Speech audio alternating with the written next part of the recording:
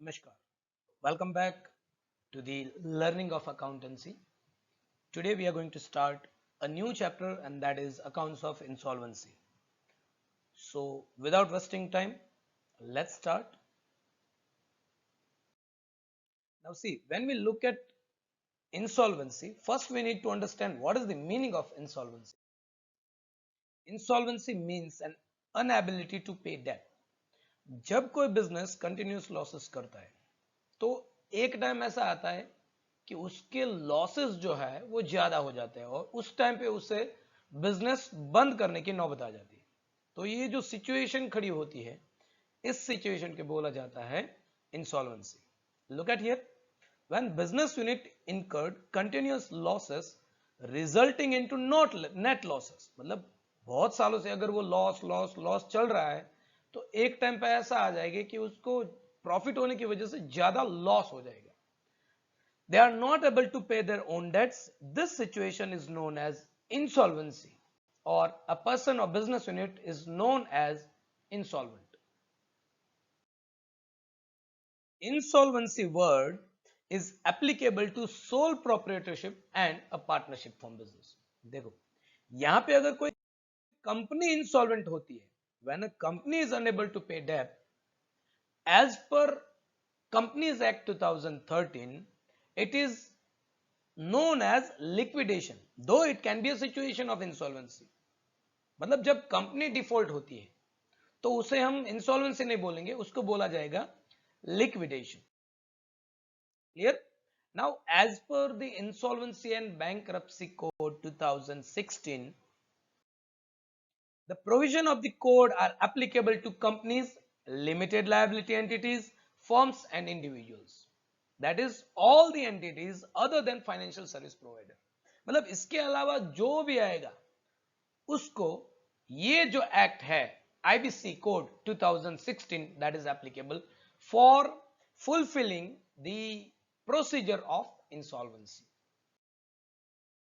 As per act, receiver is to be appointed. मतलब ये कोई बंदा है या फिर कोई एंटरप्रेन्योर है या फिर कोई पार्टनरशिप फर्म है, अगर वो इंसॉल्वेंसी डिक्लेयर करती है, वो पिटीशन फाइल करती है, तो गवर्नमेंट की तरफ से या फिर ये जो लीगल है उसकी ओर से एक रिसीवर को अपॉइंट किया जाएगा। That receiver is to be appointed to look after the process of insolvency to safeguard the interest of creditors. मतलब देखो जब इंसॉल्वेंसी डिक्लेयर होती है तो सबसे पहले इनसिक्योर्ड कौन होते हैं? क्रेडिटर्स, जिनको कुछ पेमेंट करना बाकी है। और जो सेबी है, as per the prime object of SEBI is to safeguard the interest of creditors or investors. मतलब सबसे पहले किनको सेव करना है? क्रेडिटर्स को। तो ये क्रेडिटर्स का इंटरेस्ट सेफ रखने के लिए ये जो रिसीवर है, जो गवर्नमेंट अपॉइंटी है, वो इस पूरी प्रोसेस को फुलफिल करेगा। Receiver has to check the accounts and have some adjustments as per law to make payments to creditors from the debtors. यहाँ पे debtors कौन है? जो पर्सन, जो पार्टनरशिप फॉर्म इंसॉल्वेंसी डिक्लेयर कर रहा है वो। क्रेडिटर्स कौन है? उनके जिनको ड्यू पे करना है वो। Receiver has to prepare accounts for the winding up of insolvency. देखो जब इंसॉल्वेंसी होती है तो बिजनेस बंद होता है, और बिजनेस बंद होता है उसे क्या बोला जाता है? Winding up. तो वाइंडिंग अप के लिए in case of insolvency some accounts to be prepared by receiver. In this there are two accounts, one is statement of affairs और दूसरा है deficiency account। देखो ध्यान से समझो इस बात को। यहां पे हम एक तो statement of affairs मतलब जो कोई पर्सन है या फिर कोई पार्टनरशिप फर्म है जो इंसॉल्वेंसी डिक्लेयर करता है, तो उन लोगों ने क्या काम किया है, that is statement of affairs. उनकी कितनी इनकम आने वाली है, कौन कौन से पेमेंट बाकी है, वो सब आएगा स्टेटमेंट ऑफ अफेयर्स में। और deficiency account is to prepare to find out और टू बैलेंस द डेफिशिएंसी। मतलब जब आप डेफिशिएंसी आएगी उसको पे कहां से करोगे, वो डेफिशिएंसी मैनेज कैसे करोगे, that is deficiency account. Now first let's understand the format of statement of affairs. देखो ये हमारा पहला सेशन है तो हम एकदम बेसिक से जाएंगे, आप जल्दी मत करो, एकदम बेसिक से जाएंगे। First we'll do the concept of insolvency, then उसके जो अकाउंट्स है वो कैसे प्रिपेयर करने, हम लोग करेंगे फॉर्मेट, मतलब जो दो अकाउंट्स तैयार करने हैं उसका फॉर्मेट क्या रहेगा. So let's look at the statement of affairs. See here, this is a format of statement of affairs. आज तक आप लोगों ने जो अकाउंट्स तैयार किए उसके कंपैरिजन में ये थोड़ा अलग है. देखो यहां पे हमारा फर्स्ट कॉलम है, that is gross amount of liability. Here particulars and expected to rank, मतलब जो फुल अमाउंट है उसमें से हमें कितना पे करना पड़ेगा, वो कैसे फाइंड आउट करेंगे वो हम आगे देखने वाले. सिर्फ अभी के लिए आप स्टेटमेंट ऑफ अफेयर्स का एक फॉर्मेट देख लो. तो ये एक साइड हो गई, ग्रॉस अमाउंट, लायबिलिटीज और creditors and expected to rank. On the another side, we have assets or property of insolvent person or a partnership firm. Then we have to write book value, which is directly given, and realized value of that particular asset. So these items are definitely given in the example. If it is not given, then we have to prepare opening trial balance to find out this particular amount. तो ये हमारा main heading हो गया statement of affairs के. अब इसके अंदर component हम क्या डालेंगे, देखो एक बार आ जाओ यहाँ पे. ऑन द लायबिलिटी साइड देखो यहाँ पे हमें ABCD सीखनी है. List A unsecured creditors, list B fully secured creditors, list C partly secured creditors and list D preferential creditors. अब ये जो क्रेडिटर्स है जिनको हमें कुछ ना कुछ पे करना है, according to IBC code 2016, these creditors are divided into 4 parts. कौन से 4 parts है? Unsecured, fully secured, partly secured, preferential. अब ये क्या है वो हम आगे करने वाले हैं. On the asset side, we have assets, debtors and bills receivables. मतलब debtor और bills receivable के अलावा जो भी assets है वो हम लिखेंगे लिस्ट E में. मतलब हमारा statement of affairs list A B C D E F और जी, ये हमारा हो गया स्टेटमेंट ऑफ अफेयर्स. उसके अलावा हमें कुछ एडजस्टमेंट्स करने पड़ेंगे. यहां पे surplus from list B, preferential creditors, ये जो लिस्ट डी में है आउटर कॉलम में हमें कुछ नहीं लिखना है, ये preferential creditors are always paid and we have to paid insolvency expenses out of the total realized value of list E, F and G. अभी देखो ये क्वेश्चन आएगा कि सर ये सरप्लस कहां से आया. ये सरप्लस देखो कैसे आता है. See here, there is a loan against stock.